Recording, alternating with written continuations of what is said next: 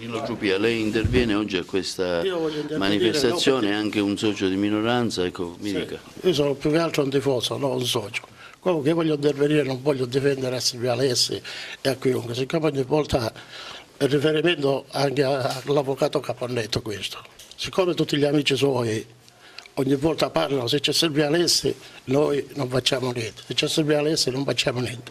Ora che Silvia Alessi si è dimesso, perché tutti questi amici suoi non vengono e si presentano qua e si prendono là, ragazzi, e vedete se poi non collaborano tutti?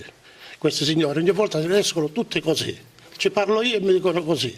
Se c'è Silvia Alessi i soldi non ci mettiamo nessuno. Perché non intervengono? Silvia già ha detto qua pubblicamente che si è dimesso. Allora, arrivando a questo punto, perché non si presentano? L'avvocato Capannetto perché non chiama a questi amici suoi e glielo dice pubblicamente che Silvio si è dimesso e vengono a prendersi là, ragazzi, prima. Cioè vuol dire che è un ostacolo la presidenza di Silvio Alessi? Può essere un ostacolo per il futuro? Ogni volta che parlano è così.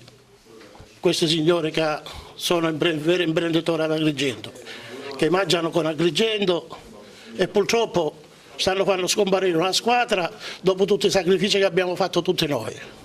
Ora, secondo lei è salvabile la situazione? Certo che è salvabile. Se la scusa era Silvia Alessi se n'è andato. Ora perché non rientrano loro? Ora l'avvocato Capannetto deve riprendere questi amici che sono veri imprenditori di Agrigento a dire Silvio Alessi se n'è andato. Andiamo a prendere l'Agri, ragazzi. E l'Agri si salva, compreso il sindaco, compreso l'amministrazione, tutti.